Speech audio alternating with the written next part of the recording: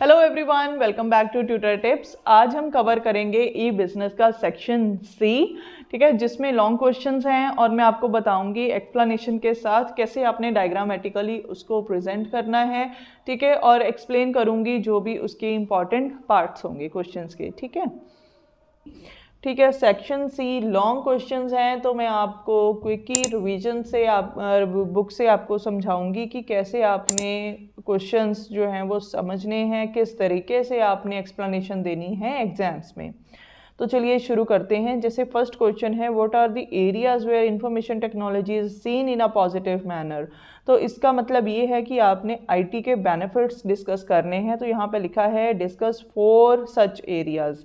तो कौन कौन से एरियाज में आईटी बेनिफिशियल है उसके बारे में आपने बताना है। जैसे फर्स्ट है हमारे पास पॉइंट, मोर एम्प्लॉयमेंट अपॉर्चुनिटीज़। तो जितनी भी आईटी सेक्टर में जॉब्स हैं वो किससे रिलेटेड है, जॉब से रिलेटेड है। इवन आईटी सेक्टर ही क्यों, जैसे कितनी भी ऑर्गेनाइजेशन है, चाहे वो गवर्नमेंट ऑर्गेनाइजेशन है, नॉन गवर्नमेंट ऑर्गेनाइजेशन है, ठीक है, चाहे स्कूल्स हैं, कॉलेजेस हैं, या कहीं पे भी कोई ऑफिसेज हैं, तो हर एक जगह कंप्यूटर का यूज़ होता है। तो जिनको कंप्यूटर की नॉलेज है उनके लिए ये जॉब अपॉर्चुनिटीज़ ही हैं, क्योंकि जॉब्स जो हैं वो किससे रिलेटेड हैं, डाटा एंट्री से रिलेटेड है, सॉफ्टवेयर डेवलपमेंट से रिलेटेड है, फ्रंट ऑफिस जॉब्स हैं, ठीक है। तो वहाँ पे क्या है, कंप्यूटर का यूज़ होता है।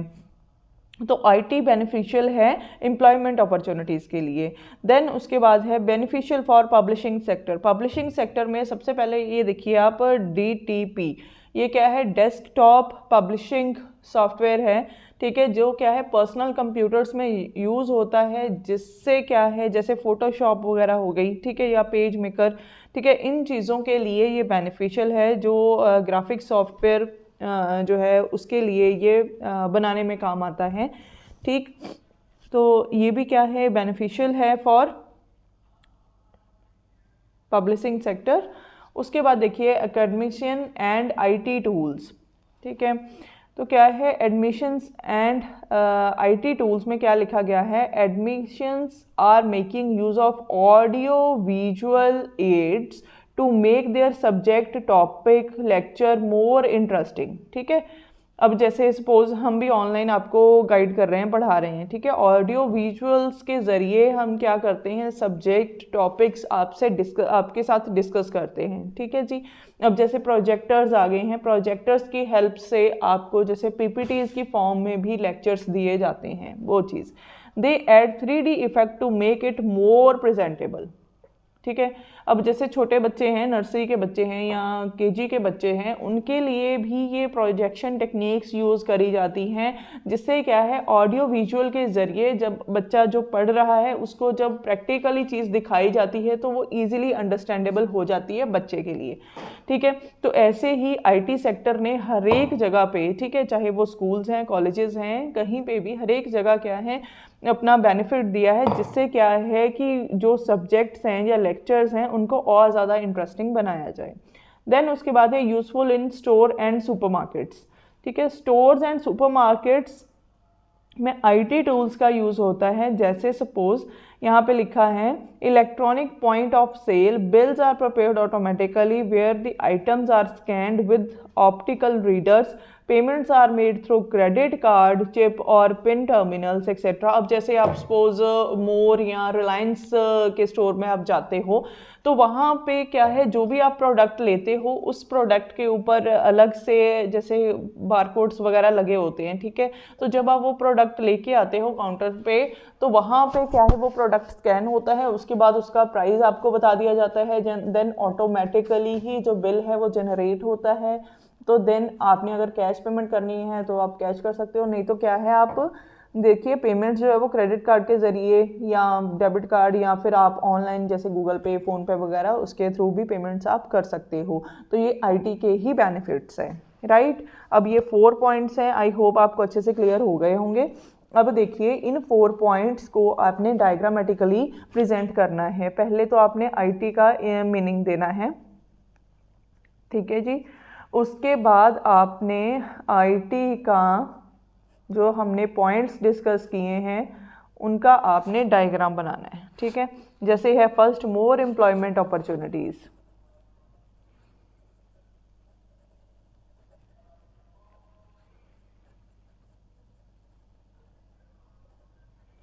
ठीक है जी, एक पॉइंट ऐसे हो गया। उसके बाद क्या है दूसरा point, beneficial for publishing sector.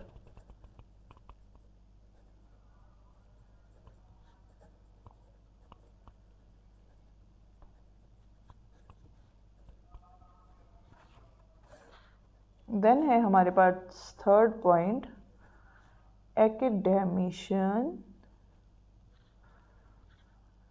And IT tools. उसके बाद है हमारे पास fourth and last, useful in stores and supermarkets. Right, so क्या है कि आपने इस तरीके से जो डायग्राम्स हैं वो बनाने हैं, इनको हाईलाइट कर सकते हो। ठीक है, यहाँ जैसे ये मैं बना रही हूँ इस तरीके से आप इसको बना सकते हो। ठीक है जी,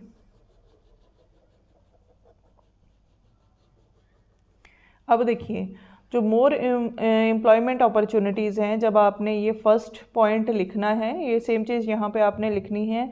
अब इसमें आप ये लिख सकते हो कौन कौन सी जॉब्स जो हैं वो दी जाती हैं। ठीक है, जैसे data entry jobs, software developer, ठीक है, या फ्रंट डेस्क जॉब्स। मतलब इन सभी में क्या यूज़ होता है। ठीक है, तो इस तरीके से आप इस चीज़ को मेंशन कर सकते हो। ठीक है, तो देन उसके बाद आपने मोर एम्प्लॉयमेंट अपॉर्चुनिटीज़ को एक या दो लाइन में एक्सप्लेन कर देना है। उसके बाद बेनिफिशियल फॉर पब्लिशिंग, ठीक है, सेक्टर। ठीक है जी, तो इसमें आपने क्या बता देना है, जैसे DTP हैं, क्या है, डेस्कटॉप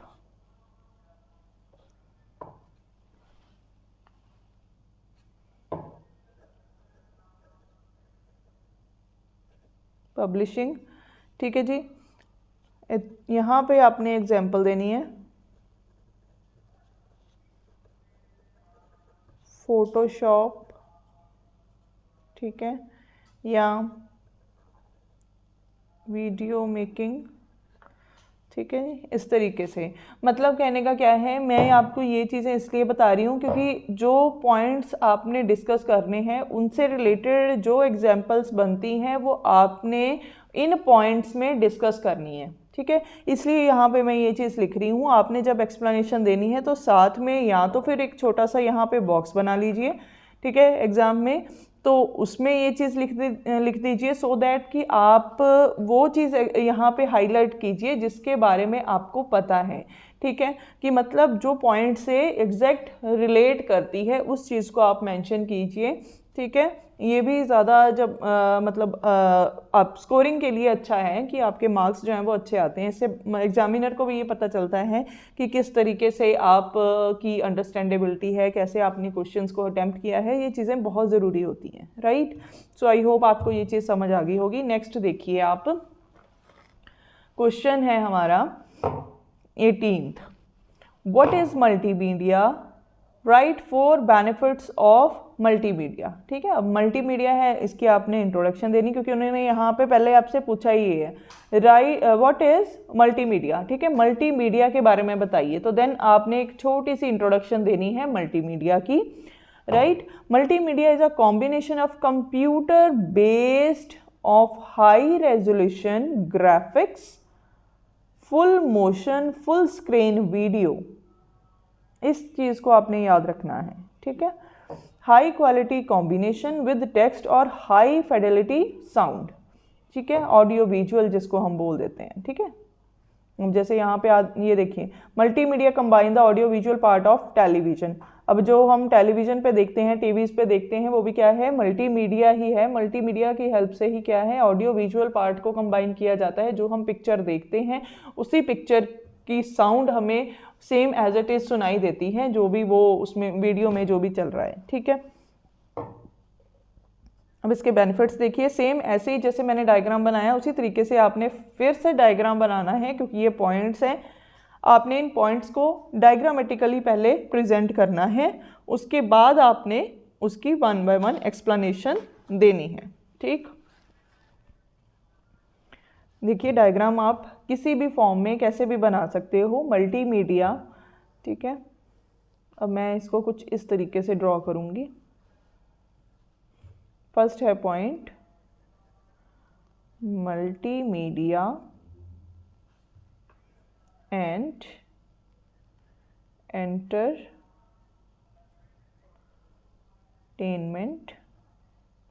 ठीक है, अब इसमें आप क्या बताओगे, जो वीडियोस चलती हैं या सॉन्ग्स चलते हैं उसके बारे में। यहाँ पे आप छोटा सा यहाँ पे ऐसे लिख सकते हो, सॉन्ग्स, वीडियोस। ठीक है, इस तरीके से, या फिर मूवीज़ लिख सकते हो। ठीक है, ऐसे। तो ये आपका एक फर्स्ट पॉइंट हो गया। फिर आगे सेकंड पॉइंट,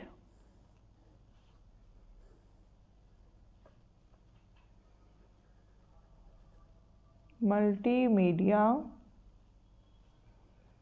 एंड ट्रेनिंग। ठीक है जी, तो इसमें आप ट्रेनिंग प्रोग्राम्स, मॉड्यूल्स, ठीक है, किस तरीके से ट्रेनिंग दी जाती है उसके बारे में बता सकते हो, मतलब वही ऑडियो विजुअल जो भी टेक्निक्स यूज़ करके। देन उसके बाद multimedia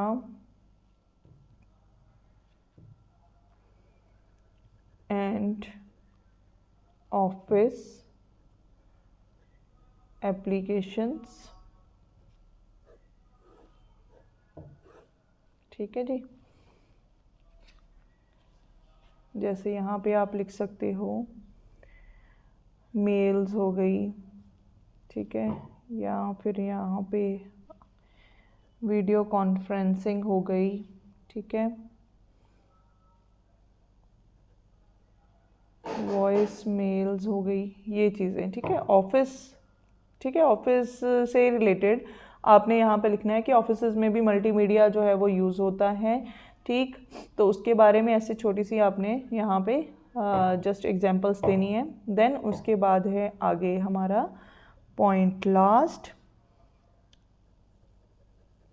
multimedia and web. Multimedia and web, अब इसमें आपका क्या आएगा कि जो एनिमेशंस हैं,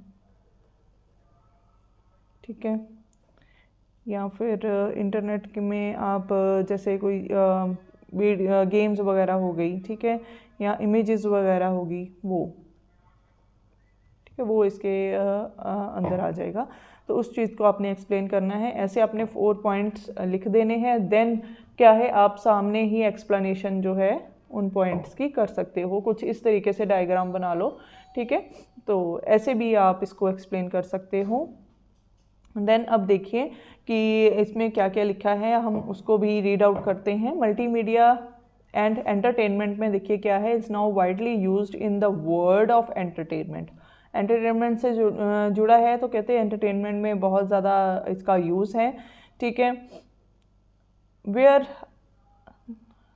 there are various adventurous and thrilling multimedia games हैं। ठीक है, जिसमें क्या किड्स या फिर यूथ जो है वो इन्जॉय करता है। जैसे गेम जोन्स हैं, ठीक है, उनमें भी काफ़ी सारी गेम्स हैं जिसमें ऑडियो विजुअल मल्टीमीडिया का यूज़ किया गया है, जिसके ज़रिए बच्चे क्या हैं उन गेम्स को इन्जॉय करते हैं, खेलते हैं।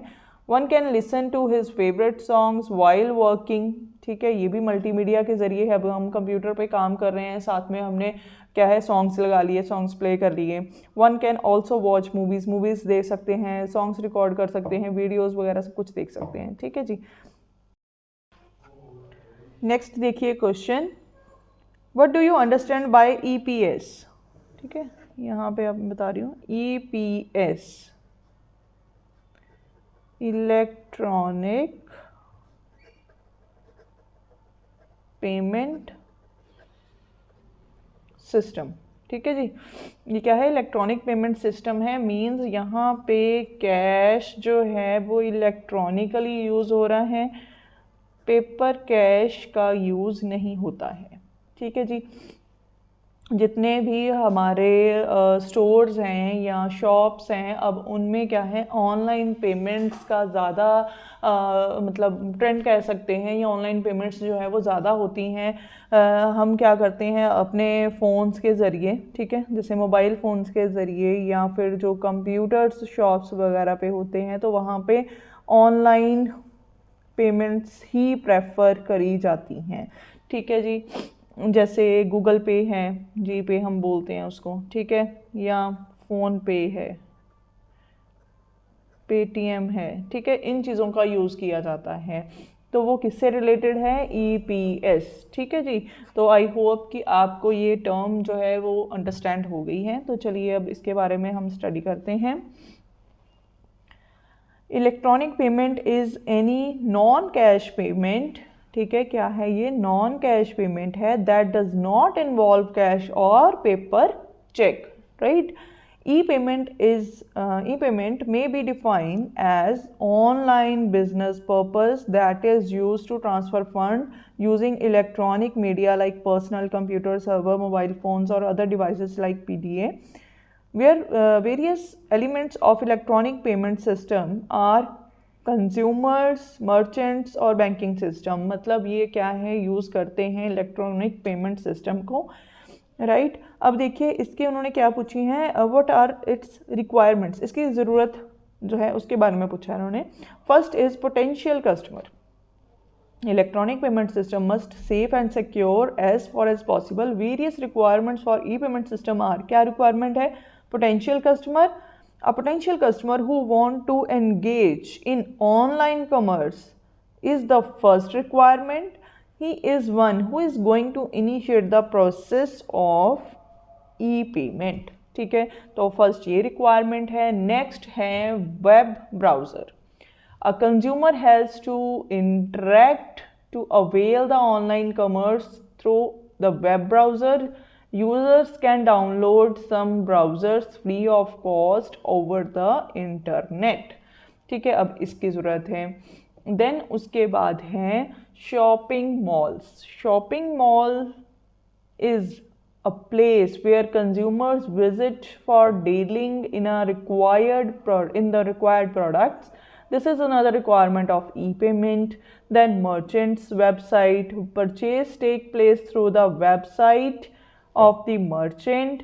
It consists of home page related software to manage businesses. Online catalogs are displayed on the site. Consumers view the online catalog and select various items to be purchased. ठीक है जी। अब जैसे आप भी ऑनलाइन शॉपिंग करते हो, ठीक है, तो वेरियस वेबसाइट्स अवेलेबल हैं, ठीक है, ऑनलाइन। तो आप उन वेबसाइट्स पे जाके डायरेक्टली प्रोडक्ट की कैटलॉग चेक करते हो, जो भी रिक्वायर्ड प्रोडक्ट है आप उसको ऐड टू कार्ट करते हो, देन उसकी पेमेंट आ जाती है उसमें। या तो सम टाइम जी पे, फ़ोनपे वगैरह की ऑप्शन होती है, या आप क्रेडिट कार्ड के ज़रिए पेमेंट अगर करना चाहते हैं वो कर सकते हैं, ठीक है, उसकी ऑप्शन होती है, उसमें आपने कार्ड की डिटेल डालनी होती है एज सच, ठीक है। तो ऐसी चीज़ें। देन है उसके बाद ऑर्डर फॉर्म।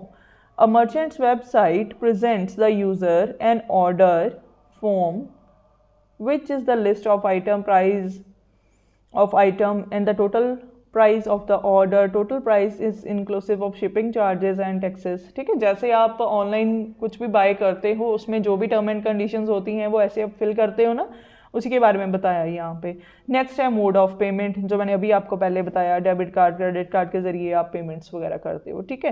तो ईपीएस यही है, बहुत ही सिंपल और इजी क्वेश्चन है, 1 मार्क्स के लिए भी इम्पॉर्टेंट है और लॉन्ग में भी ये क्वेश्चन आ सकता है। तो इस तरीके से अपने पॉइंट्स को एक्सप्लेन करना है। और जैसे मैंने आपको पहले भी बताया है कि डायग्राम्स ज़रूर आपने बनाने हैं, ठीक है जी। तो डायग्राम्स के बिना आप क्वेश्चन को अगर अटेम्प्ट करोगे तो मार्क्स कम आएंगे। सो कोशिश करनी है डायग्राम बनाने की, ठीक है। ठीक है, कुछ इस तरीके से आप डायग्राम बना सकते हो।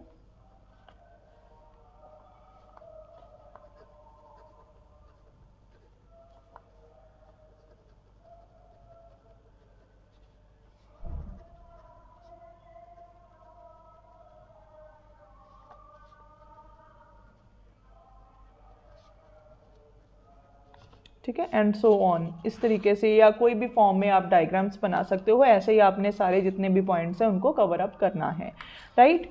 आगे देखिए, हमारा 20th क्वेश्चन है, what is electronic security, explain various threats of E security.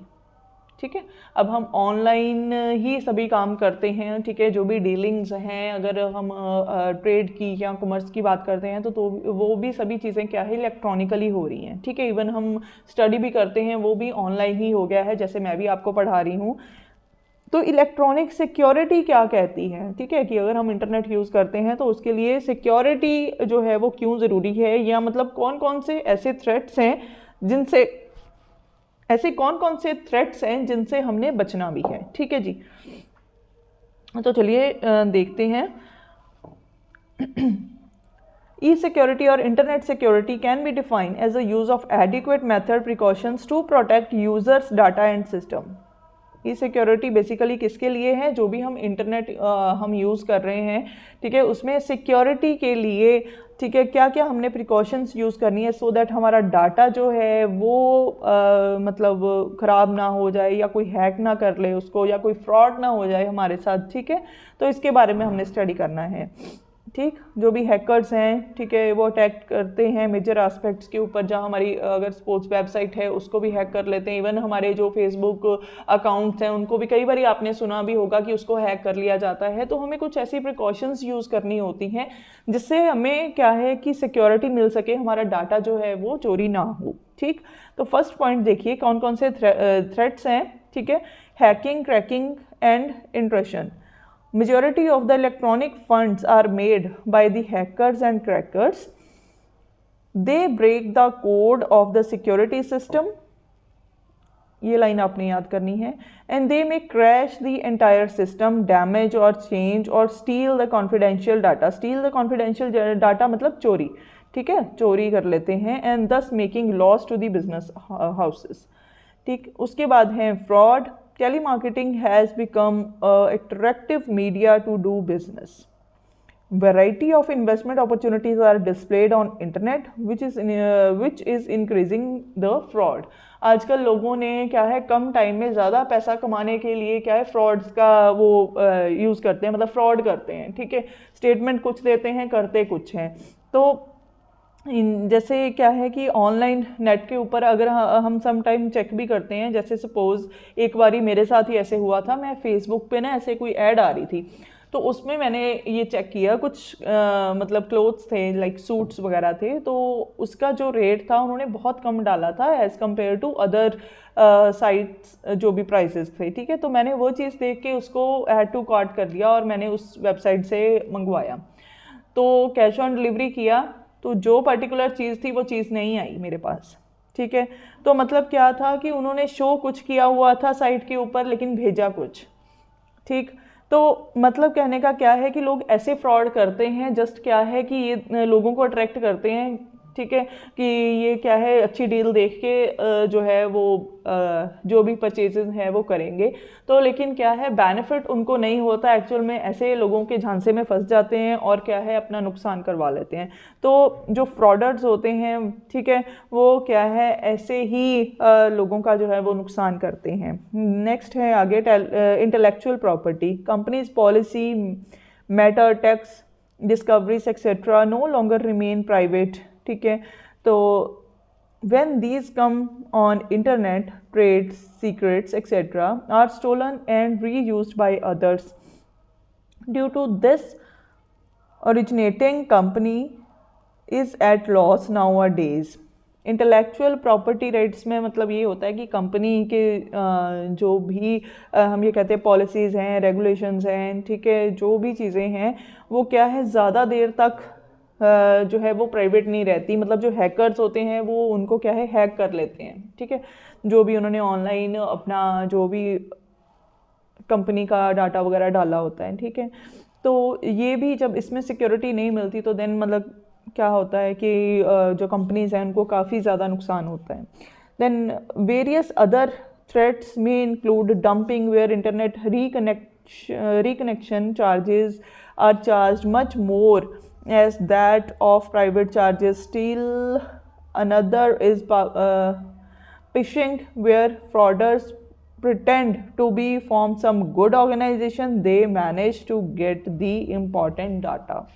Same वही है कि थ्रेट्स क्या हैं कि हमें फ्रॉडर से, हैकर्स से बचना है। अगर ये क्या है ऐसे ही हमारे ऑर्गेनाइजेशंस या इवन हमारे ऑनलाइन डाटा को हैक करेंगे, ठीक है, हमारी मेजर पॉलिसीज़ जो हैं उनको चेंज करेंगे या मतलब हैक करेंगे, उसका मिसयूज़ करेंगे, तो देन हमें बहुत ज़्यादा नुकसान है। तो इससे बचने के लिए हमें कुछ प्रिकॉशंस जो हैं वो लेनी चाहिए, जो भी एक एक्यूरेट मैनर में हमें प्रोवाइड होती है। ठीक, उसके बाद है हमारा 21st question, e banking has more importance than traditional banking for both bank as well as consumer. अब ई बैंकिंग बैंक और कंज्यूमर दोनों के लिए ही बेनिफिशियल है।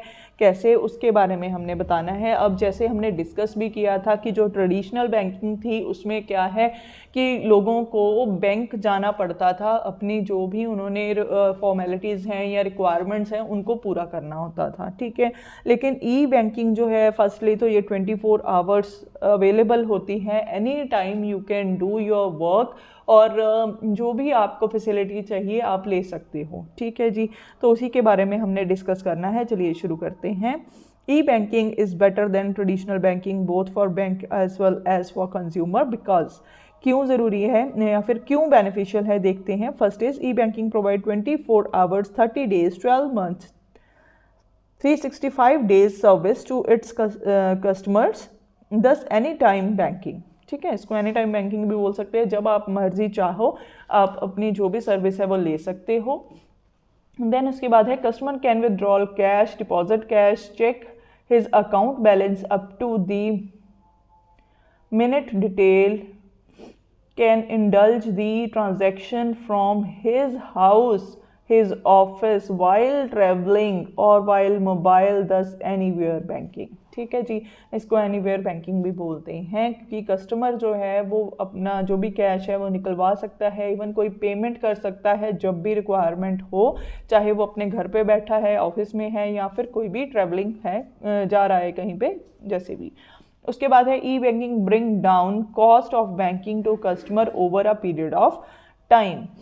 देन है online purchase of goods and services include online payment, ठीक है जी, ये भी इजी है। It inculcate the sense of financial discipline by recording and watching each and every transaction. अब आप देखिए, अगर आप फ़ोन पे या गूगल पे कोई भी पेमेंट करते हो, कोई भी ट्रांजैक्शन आप रन करते हो, तो देन आपको एज सच कोई रिकॉर्ड अपनी बुक्स में नहीं रखना पड़ता, ठीक है। एज इट इज़ आपकी जो भी रिकॉर्डिंग मतलब जो भी ट्रांजैक्शंस हुई हैं वो रिकॉर्डेड हिस्ट्री में पड़ी होती है, आप चेक कर सकते हो कहाँ पे आपने पेमेंट करी है, कितनी की करी है। तो वो चीज़ आपको क्या है कि मतलब ये नहीं होता कि आपको रिकॉर्ड करने की या बार बार देखने का या सोचने का वो होता है कि भी टेंशन कि हाँ हमने देखना है कहाँ पे हमने कितने पैसे खर्च किए हैं। तो ऑटोमेटिकली जब आप रिकॉर्डेड हिस्ट्री में जाते हो सब कुछ आपको मिल जाता है वहीं पर। और इवन ऑनलाइन बैंकिंग का भी ये बेनिफिट है कि आप अपने अकाउंट्स को भी चेक कर सकते हो, जो बैंक ऑटोमेटिकली मेंटेन कर रहा है, क्या आपके पास कितना बैलेंस रह गया है, कितना अमाउंट आपके पास है, ठीक है, ये सारा कुछ। तो उसके बाद है हमारा 22 number question, right features of e trading, ठीक है।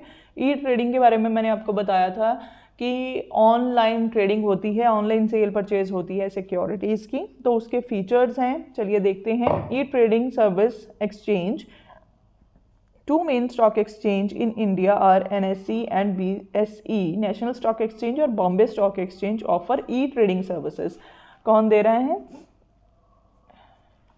नेशनल स्टॉक एक्सचेंज और बॉम्बे स्टॉक एक्सचेंज क्या ऑफर करता है अपने कस्टमर को या अपने क्लाइंट्स को? E trading.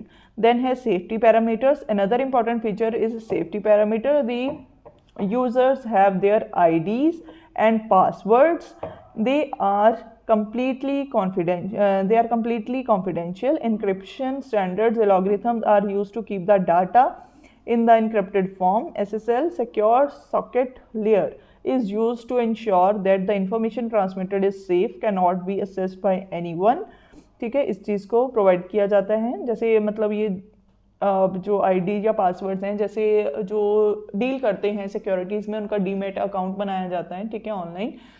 तो उसमें उसके ज़रिए वो क्या है अपनी जो भी ट्रांजैक्शंस हैं वो रन करते हैं।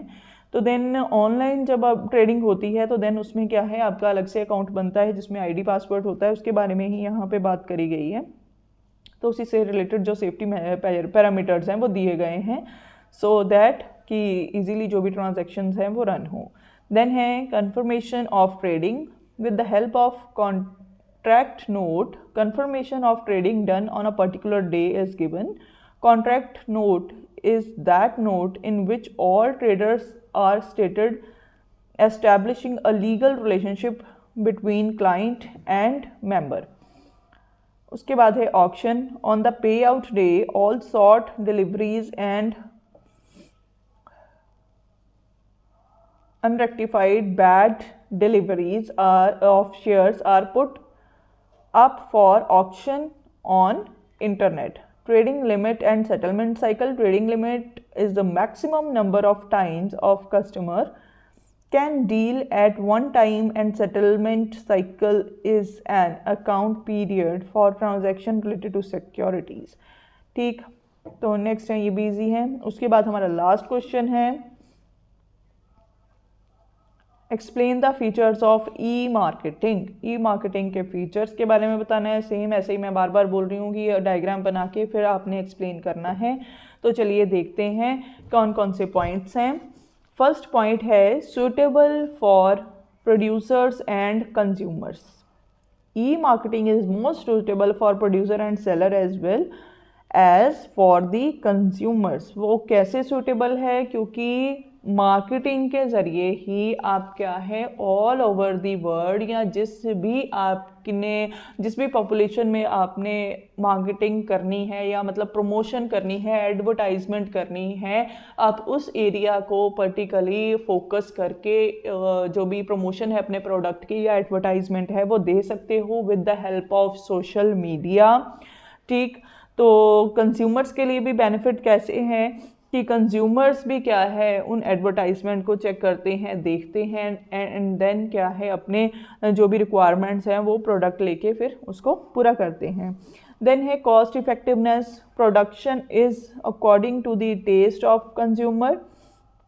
things are sold directly, no middlemen are involved, so cost effectiveness feature is there। वो कैसे है, जैसे डायरेक्टली जो कंपनीज हैं या मतलब हम ये कहते हैं कि कोई भी प्रोडक्ट जैसे बन के तैयार हुआ है तो वो डायरेक्टली कंज्यूमर के पास आ रहा है थ्रू वेबसाइट्स। ठीक है, तो उसके ज़रिए वो क्या करते हैं, मिडलमैन जो है वो एलिमिनेट हो गया। तो जितने भी क्या है हम ये कह सकते हैं कि लेवल्स थे डिस्ट्रीब्यूशन के वो एलिमिनेट हो गए। डायरेक्टली प्रोडक्ट जो है वो प्रोड्यूसर से कस्टमर को मिल रहा है। ठीक है, ऑनलाइन तो इसमें क्या है कॉस्ट जो है वो भी कट गई, क्योंकि जितने भी मिडलमैन्स इंक्लूडेड होंगे उनको अलग से उनका मार्जिन ऐड करना पड़ता था, तो अब ऐसा कुछ नहीं है। तो ऑनलाइन जब कोई भी आप चीज़ परचेज़ करते भी हो तो आपको एज सच फिज़िकल स्टोर से काफ़ी कम रेट पे मिलती है। ठीक है, तो उसका यही है कि आपकी जो कॉस्ट है, मिडलमैन कॉस्ट है या अदर जो भी हम ये कहते हैं लेवल ऑफ डिस्ट्रीब्यूशन है वो एलिमिनेट हो जाते हैं। तो डायरेक्टली आप जब परचेज़ करते हो तो देन ऑटोमेटिकली वो थोड़ा सस्ता पड़ता है। देन उसके बाद है rapid development of infrastructure. E marketing involve rapid development of infrastructure related to marketing and internet to survive. ठीक है, मतलब आगे से आगे क्या होता जा रहा है, एक डेवलपमेंट हुई जा रही है, जैसे जो फैसिलिटीज़ हैं वो कस्टमर को भी और सेलर को भी मिल रही हैं सो दैट जो ट्रांजैक्शंस हैं वो इजीली डन हो। Then marketing experience. Customer are free to visit various websites. ठीक है, जहाँ पे मन करे उनका किसी भी टाइम वो वेबसाइट पे विजिट कर सकते हैं, एनालाइज कर सकते हैं, कंपेयर कर सकते हैं प्रोडक्ट को और प्राइसेस को। देन जो उनको सूटेबल लगता है वो उसको परचेज़ कर सकते हैं। Then है multimedia nature. Another interesting feature of e-marketing is its multimedia like audio visual capabilities। ठीक है, प्रोडक्ट समटाइम पता क्या होता है कि प्रोडक्ट्स जो हैं उनको दिखाया जाता है, जैसे सपोज आप एडवर्टाइजमेंट ही देख लो। ठीक है, एडवर्टाइजमेंट में ऑडियो विजुअल ग्राफिक्स ही होते हैं। ठीक है, उनको यूज़ करके दिखाया जाता है कि प्रोडक्ट कैसा है, क्या उसका यूज़ होगा। तो देन वो चीज़ें भी कस्टमर को अट्रैक्ट करती हैं एंड देन कस्टमर जो है वो प्रोडक्ट को लेने के लिए रेडी होता है। ठीक, तो मल्टीमीडिया इसमें आ गया क्योंकि ऑडियो विजुअल कैपेबिलिटीज़ इसमें आ जाती हैं। ठीक। सो बाय दीज क्वेश्चंस हमारा जो सेक्शन सी है वो आज कंप्लीट हो जाता है। कल हम फिर से मिलेंगे अपने नए जो पेपर के साथ, ठीक है, जिसमें हम क्या करेंगे, चैप्टर वाइज में आपको उसमें से इम्पॉर्टेंट क्वेश्चंस जो होंगे उनके बारे में बताऊंगी एंड हम वो इम्पॉर्टेंट क्वेश्चंस को ही डिस्कस करेंगे, राइट। सो ये था हमारा सैम्पल पेपर। आई होप आपको क्लियर होगा। तो इसी तरीके से आपको क्वेश्चंस जो हैं वो आएंगे। सो फिर से कहती हूँ, ऑल द वेरी बेस्ट। अच्छे से प्रिपरेशन कीजिए। कोई कन्फ्यूजन है तो आप मुझे कमेंट सेक्शन में बता सकते हो एंड उसकी अलग से वीडियो बन जाएगी, जो भी टॉपिक्स आप। Thank you everyone for watching this video. I hope आपको ये क्वेश्चन समझ आ गए होंगे अच्छे से। ऐसे ही हम अपनी नेक्स्ट वीडियो में इम्पॉर्टेंट क्वेश्चंस को डिस्कस करेंगे। अगर आपको कोई अलग से कोई वीडियो चाहिए किसी भी टॉपिक से रिलेटेड, तो आप मुझे कमेंट सेक्शन में वो टॉपिक डाल के बता सकते हो। So thank you everyone for watching this video. Please like and share and subscribe the channel अगर आपने नहीं किया है, सो दैट आगे आने वाली वीडियोज़ की नोटिफिकेशन आपको मिल सके।